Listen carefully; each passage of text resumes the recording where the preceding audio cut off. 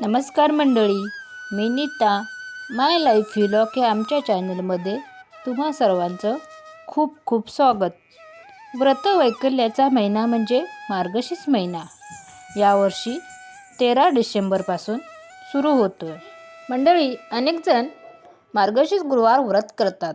या व्रताचा हेतू हाच की आपल्या आर्थिक समस्या दूर व्हाव्यात, माता लक्ष्मीची कृपा आपल्यावर राहावी, तसेच आपल्या घरामध्ये सुख समृद्धी नांदावी.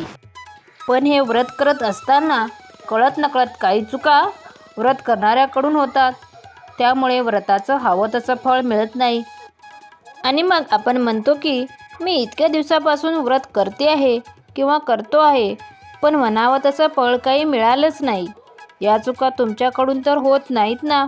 चला बरं, एकदा तपासून पहा कोणत्या आहेत त्या चुका. चला जाणून घेऊयात.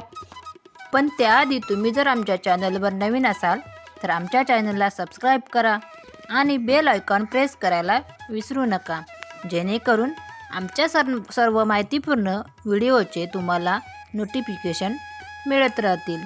यावर्षी मार्गशीर्ष लक्ष्मी व्रतासाठी पहिला गुरुवार हा 14 डिसेंबरला आहे, तर शेवटचा म्हणजेच 5वा गुरुवार हा 11 जानेवारीला आला आहे. मार्गशीर्ष महिन्याच्या पहिल्या गुरुवारी व्रताला सुरुवात होते व शेवटच्या गुरुवारी या व्रताचे उद्यापन केले जाते.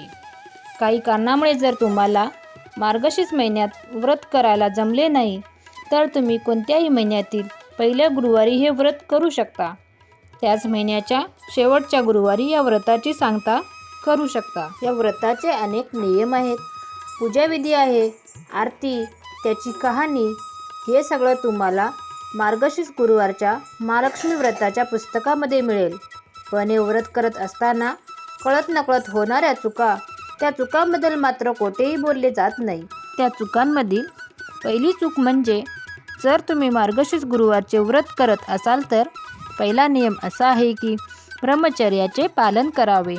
कुठलंही व्रत जेव्हा आपण करतो तेव्हा आपल्या संकल्प सिद्धीसाठी करतो, कुठली तरी मनोकामना पूर्ण करण्यासाठी करत असतो.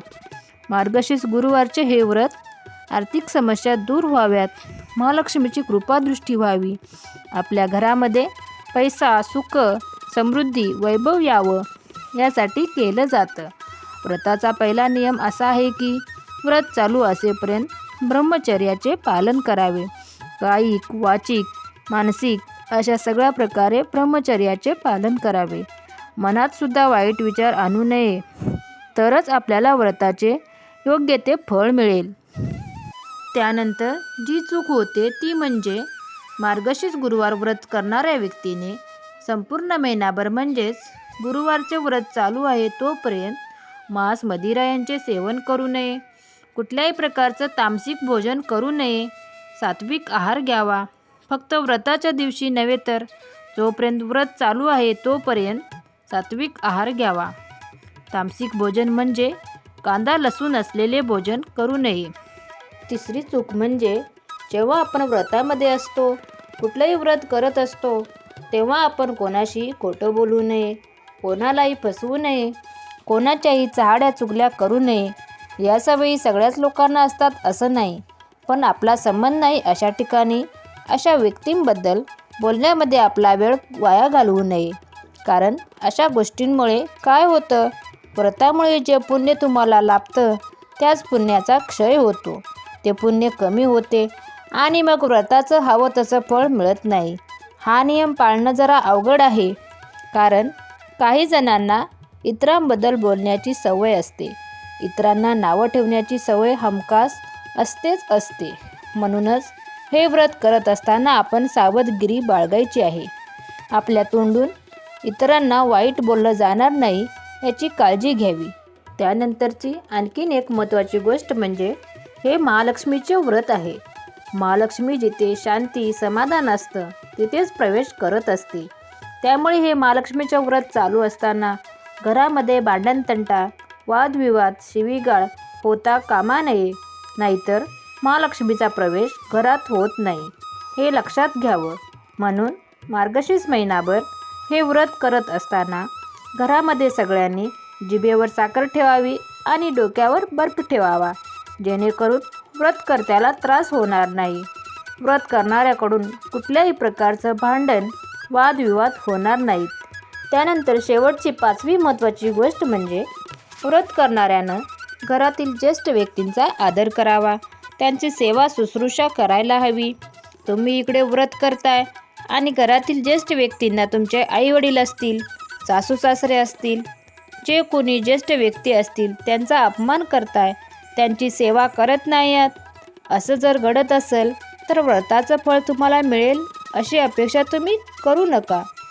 कारण कोणत्याही व्रताचा पहिला नियम असा आहे की आपल्या घरातील ज्येष्ठ व्यक्तींना नमस्कार करूनच आपण व्रताला सुरुवात करत असतो. म्हणून आपल्या घरांमध्ये ज्येष्ठांचा अपमान होत नाही ना याची काळजी घ्यायला हवी. तसं पाहायला गेलं तर या गोष्टी खूप साध्या आहेत, सहजही कोणाला जमू शकतात. पण या गोष्टी पाळताना सावधगिरीही बाळगायलाच हवी. कारण व्रत करत असताना आपलं मन पूर्णतः ईश्वराच्या चरणी लीन व्हायला हवं, ईश्वरामध्ये आपलं मन लागायला हवं आणि या सगळ्या गोष्टींचं काटेकोरपणे पालन करायलाच हवं. तरच आपल्याला व्रताचं फळ निश्चितच मिळेल. व्रत करणाऱ्याने गुरुवारी सकाळी लवकर उठावं, आंघोळ करावी, निर्मळ मनाने शुद्ध अंतकरणाने भक्तिभावाने पूजा करावी. दिवसभर उपवास करून संध्याकाळी देवीला नैवेद्य दाखवूनच रात्री भोजन करावे. कधीकधी अचानक अडचण आली तर पूजा आरती दुसऱ्याकडून करून घ्यावी. उपवास मात्र आपणच करावा.